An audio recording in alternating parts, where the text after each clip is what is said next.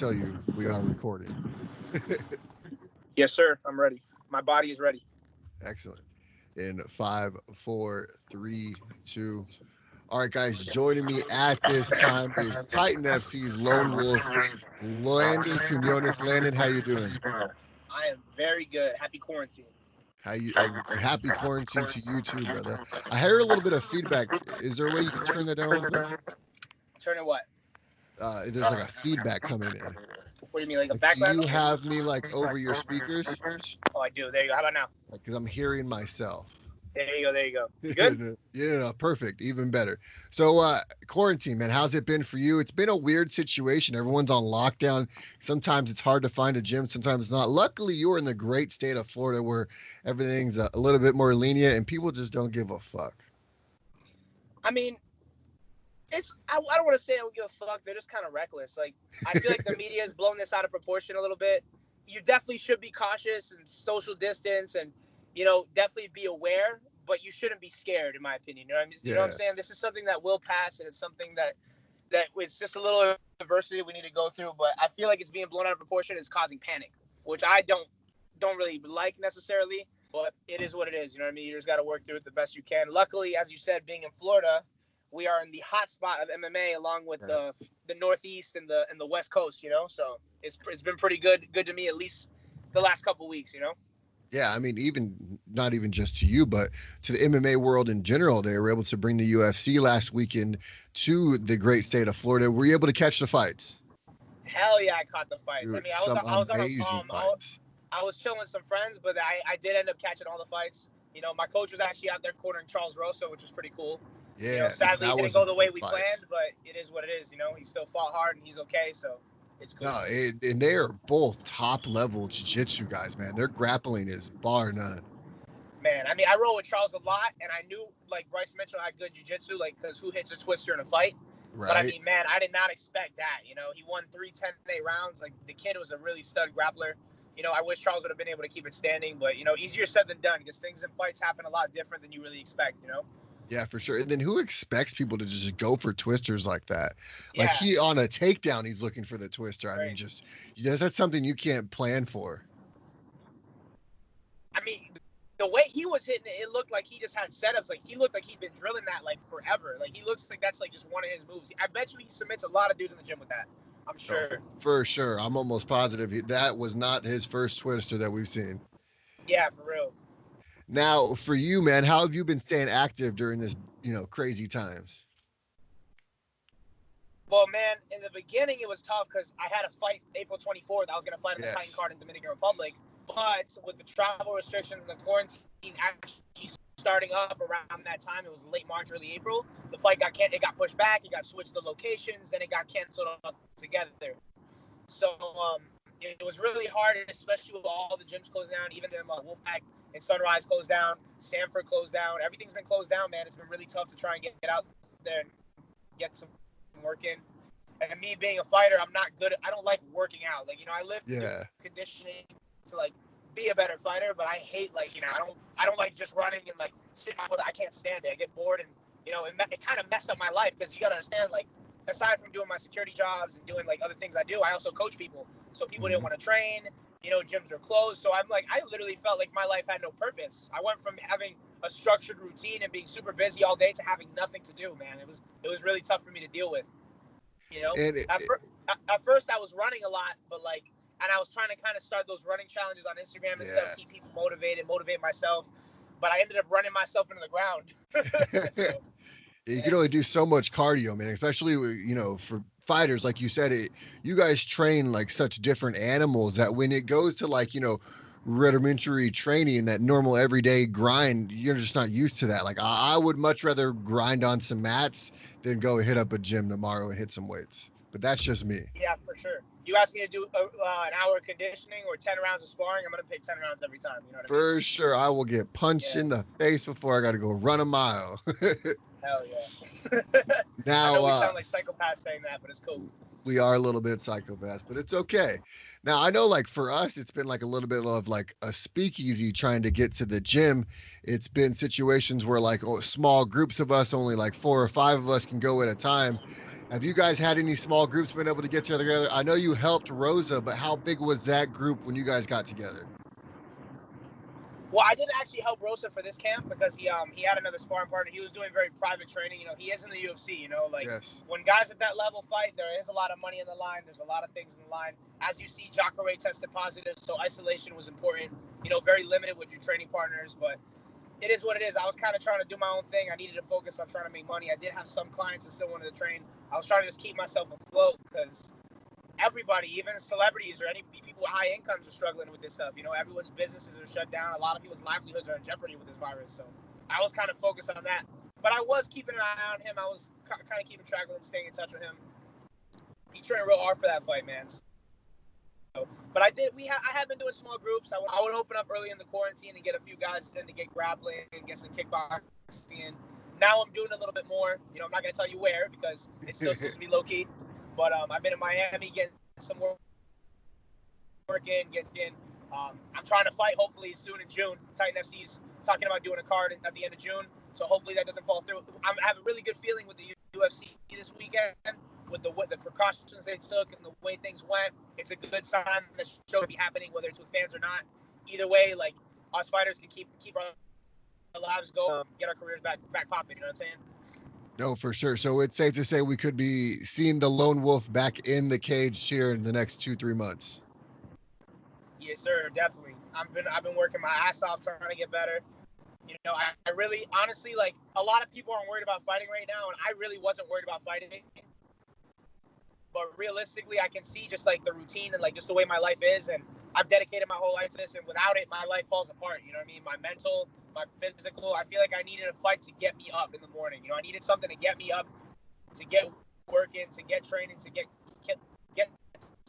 back to like killing myself. Because when I don't have a fight, I train a lot of skills. You know, I work more slow, but I really wasn't pushing my body to be the athlete I'm supposed to be. You know, and I needed a fight to get me going, and I'm really happy I have it. You know. No, for sure. Now, you and I have talked about in the past you possibly going to 155 during this quarantine. Is that something that you're still looking at? Yeah, definitely. Because, I mean, I'm pretty sure it's cool. I can use it as a reason because all fighters don't have gyms to train at. A lot of these fighters are very similar to me mentality-wise. They don't like working out. They probably end up putting on weight. You know, it is a discipline factor. But, hey, man, everyone's human. You know, everyone makes mistakes. Things happen. I have gotten a little heavy, but I've also been doing strength training, too. So on top of eating and lifting and just getting older, you know, I'm 24. I'm turning 25 soon. I'm not getting man strength yet, but I'm hitting the beginning of it. You know, I'm starting to fill out. I've been fighting at 145. I walk around 153. Now I'm walking around. So I'll see how I go, move down to 55, see how I feel, and depending on how it will determine whether I move back down to 45. You know, I'd like to because I'm pretty ahead of my career at 45, and I feel like I'm doing really well and dominating the weight class. But hey, man, like I think health comes first. We're getting in the cage and already risking our lives. I don't think I should be feeling terrible while I do that. You know. No, for sure, and especially because, like you said, you are about to be growing into your prime. You're 30, 29 is your prime, is what they say at least. You're about four years from that. I mean, could we possibly see Lone Wolf staying at 155 past this fight? I mean, it's definitely a possibility. We just got to see what happens. You know, I'm pretty sure at 55 I'll be very fast for the weight class. Yes. I'll feel a lot stronger. I'll have a lot more power in my punches. And to be honest, my cardio will be a lot better, man. I feel like at 45, I'm always very drained. I'm skinny. I don't have a lot of, I feel like my cardio suffers. Even though I've had a couple performances, you never really see me gas in fights. Like, I definitely feel it. It's just the mental push, you know what I mean? But no, for sure. I just don't want to feel that way, man. I want to feel good when I fight. I don't want to feel like trained. I feel like my reactions are a little slower at 45 too. I feel like the way I'm training right now, the weight I'm at now, I'm moving good. I'm feeling good. I feel strong. I feel like I can train with bigger bodies, you know? It doesn't seem like a problem, but as I said, my career is doing well at 45, so maybe during the quarantine we'll use this to go to 55 and just see where we're at. Maybe I'm just being dumb. Maybe 45 is the right move, and I just need this fight to get back down. Well, then also, too, it's the flip side. You talk about being faster. Those guys might also seem slower to you, to where you'll be seeing their punches a lot faster. You'll be able to, move out of the way, parry a little bit, throw your left hook. I really feel like you could flourish at 55. Yeah, you're not the first person to say that, especially at this point in my career. I feel like I'm a lot bigger now. It's a 45 is not an easy cut. It used to be the small 45, or now I'm big, so it's tough. I feel like I'll be super fast. I can beat a lot of these dudes. I was already fast at 45. I feel so at 55, it's gonna be a whole nother animal. Well, the Titan FC 45-pound division is completely wide open at the moment. Jason Suarez relinquishes the title, goes to PFL.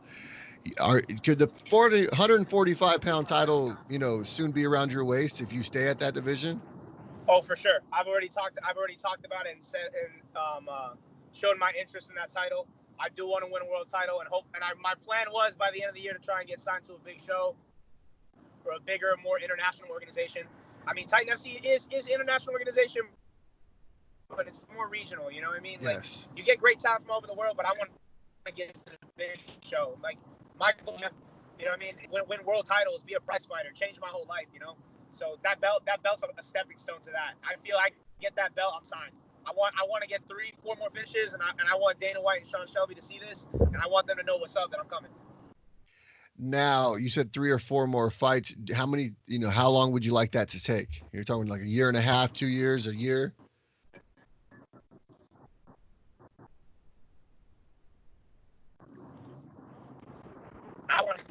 I feel like every competition, I want every 45er, whatever 55er I need to fight. I want to kill these dudes, man. I want to finish fights. I want to show the people who I am, and I want to show that I'm the best dude in my weight, whatever weight I fight at. Period. Now, I think, honestly, if I can do it in less fights, that'd be good too. If I can get a couple good performances and they want to take me sooner, by all means, I feel like I'm ready for that next level. Now, you said Dana White and Sean Shelby, but say Scott Cooker gave you a call. Would you be open to going to Bellator? Oh, for sure. I'm not biased. I mean, whoever's paying is.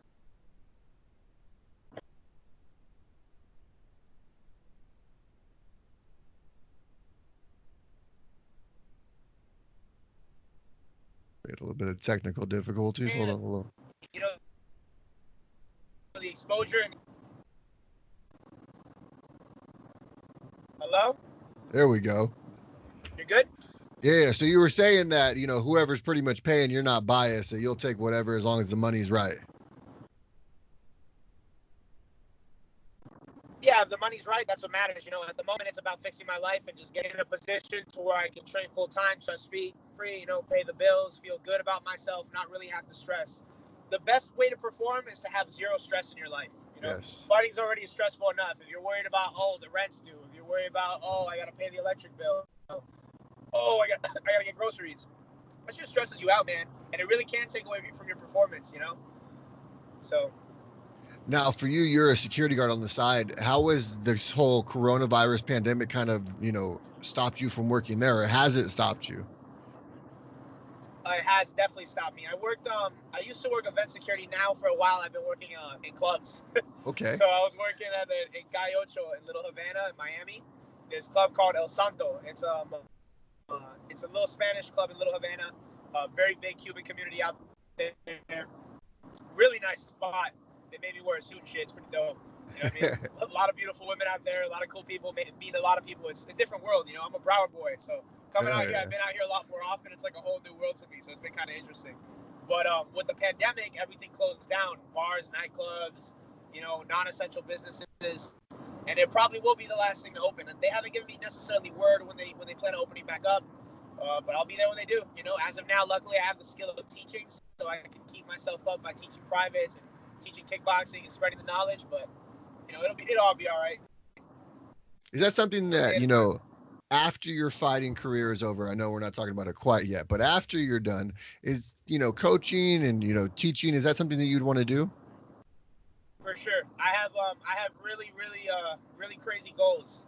I want to own my own school one day, but my goal is to be a world champion fighter and a world champion coach. There's not many people that have truly been at that pinnacle of the sport in both areas. You know what I mean? True. There's been world champions like, I was a world champion kickboxing and now I train world champion MMA fighters. No, I want to be the champ of the UFC or the highest level in MMA and then raise one of the highest level guys in MMA. You know what I mean? At this point, So that's my goal. I want to be one of the best coaches and one of the greatest fighters ever.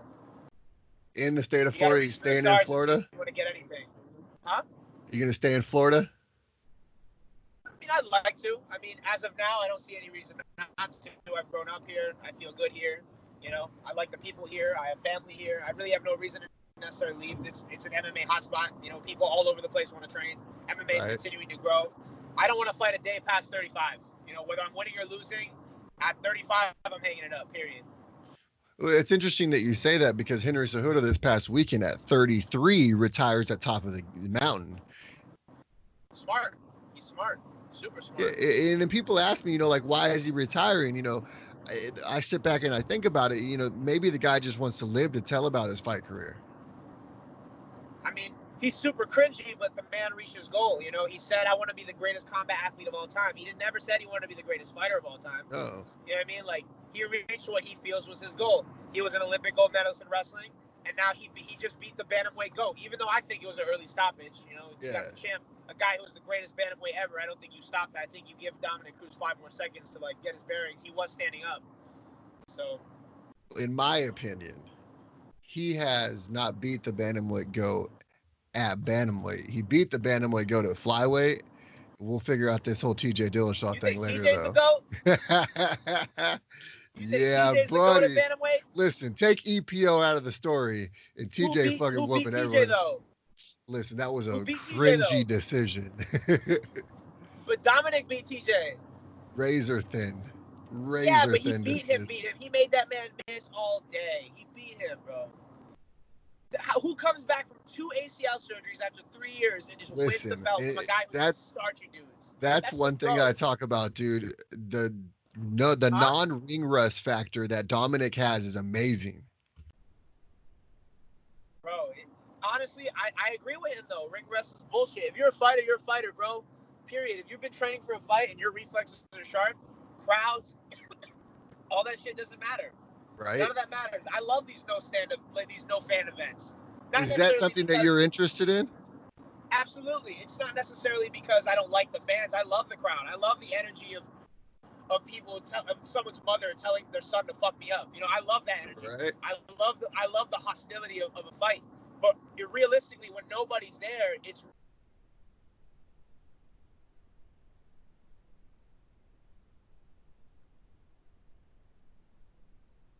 We lost you there for a second.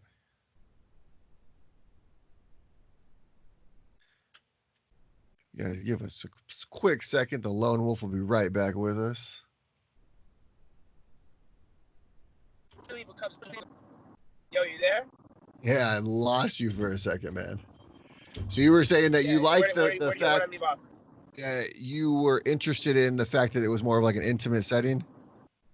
Yeah, man, I like the no fan events. Not necessarily because I don't love the crowd. I love the crowd. I love the hostility of someone's mom telling their son to fuck me up. I like the crazy hostility. But realistically, the no fan events really shows who's really down for this. You know what I mean? You're not there for a crowd of people. You're there for yourself, you know? Exactly. It shows who's really willing to put their head in the fire and just show what they're about. You know what I mean? And that's why I fight. I don't fight for competition in sport. I fight to show what I'm about and that I'm better. I'm the top dog. You know what I'm saying?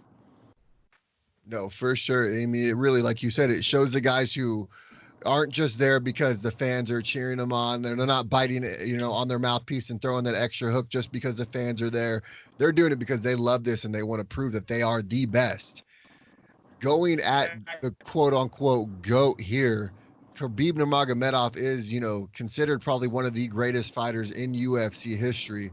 Do you think Justin Gaethje, at the performance he showed on Saturday, has a chance against Khabib? I even fought Gaethje. I had Gaethje knocking out Tony and I got Gaethje knocking them both out. I feel like stylistically, Gaethje doesn't go backwards. And out of all the guys Khabib's fought, Gaethje is the only real high-level wrestler. And the best way to stop a takedown is to meet it head-on. And I feel like Gaethje's going to go forward and crack that boy. The only thing I feel like the chance Khabib has if he puts him on the fence, but easier said than done. How are you going to put a guy that never goes backwards on the fence? Exactly. It'll be an interesting situation. Like Tony's got goofy-ass striking, but his style is very give and take. It's all about who can last longer. He out-toughs you. He keeps going. You know what I mean? He pressures you and throws ridiculous volume at you, Yes. And I feel like Gaethje is the same kind of guy. So I know Gaethje wasn't going to go backwards. I kind of called that fight was going to go that way because Gaethje has more power. His technique's a little tighter. and he's just as and he's tougher than anybody Tony's fought. He's not gonna break if he gets hit. You know, he's gonna keep going forward. He's crazy. You know? No, for sure. Tony showed a lot of heart, but I mean, Gaethje just proved that. And the one thing that was the most important thing to me for Gaethje is he didn't stay in the firefight. He was able to get out and he throw his strikes. He was more calculated with what he did, which really showed that the Trevor Whitman has evolved him into a much better fighter. Yeah, he moved his head really well too. Like, he wasn't throwing a lot of jabs and crazy feints, but he was rolling a lot of his shots. It's kind of almost like Mike Tyson style. Exactly. Like Tyson style. He was like rolling his head a lot. It's pretty cool to watch. Dude could crack though, man. He's crazy, you know. But it's weird though. I feel like it's a weird business tactic because I can see Gaethje get knocked out by Conor. You know. Yes. I feel like stylistically Conor beats him, but I feel like he beats Gaethje and Tony. I've always felt that Conor beats Tony, but Khabib will beat Conor just because of the wrestling. I think they need to do Tony justice. Nah. I think they need to do Tony justice. Tony worked 4 years to just be getting a regular title shot. I think he should get the winner of Gaethje and Khabib. Hands down. Makes sense. I mean, I think you do Nate versus Conor 3. It makes sense to me. You do what? Nate and Conor 3. Well, I mean, that's fun, but like, why?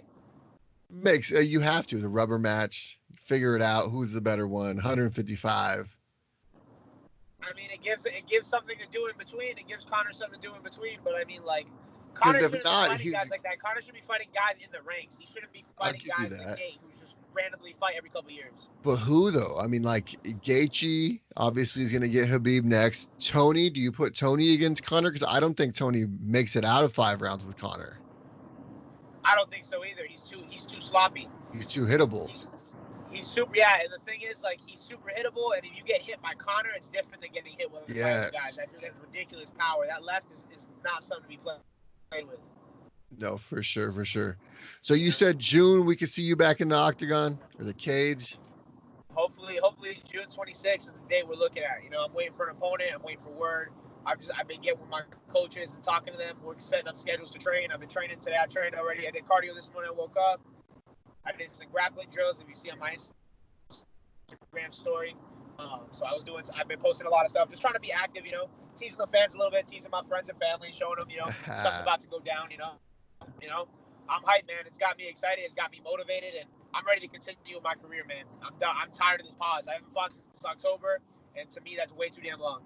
Right, ready to get out there and do the damn thing. Well, Mr. LoneWolf, I cannot wait to have you back in the cage. When you do get this all locked down, we're going to have like a fight week interview. If you're not too busy, maybe we'll do it the week before. If it gets too hectic, we'll figure something out. We'll definitely have you back on before that fight. Yeah, man, for sure. Also, real quick, I know before we let me go, shout out to my sponsors, Hemp Lucid, Briar Vapor Smoke, Relax and Get Results. Shout out to my buddy Asim from the Goshen Academy in Miami for helping me work on my grappling. My coaches, Roger Crawl, Brandon Lewis, Chuck Eisen, Henry Hoof, Greg Jones, Sanford MMA. I appreciate you guys. Follow me on Instagram at LoneWolf _145. Come follow the journey. Well, you just took my next 2 questions out of it. I was going to ask you to thank your sponsors and your fans, and then I was also going to have you shout out that Instagram handle. But you got it all handled. The Lone Wolf himself doesn't need no one. I don't know. I need you, dog. You my boy. I need you. I appreciate that, man. We'll definitely have you back on. I appreciate the friendship, and I cannot wait to see you get back in there. At 155 pounds, man, you're going to be a dangerous, dangerous animal. We coming, bro. We coming. And I did this whole interview while driving. Yes. And in the state of Florida, that's okay. You can do a lot in Florida. No turn signals. Absolutely none. None. Merge in front of semis. That's it. All right, man. Well, thank you again for joining us. We can't wait to have you back on, and stay safe out there while you're going through this whole pandemic. Yeah, man. You too, for real. Keep in touch, man. Appreciate you, my brother. Will do, man. Always. All right, man. Later. Have a good one.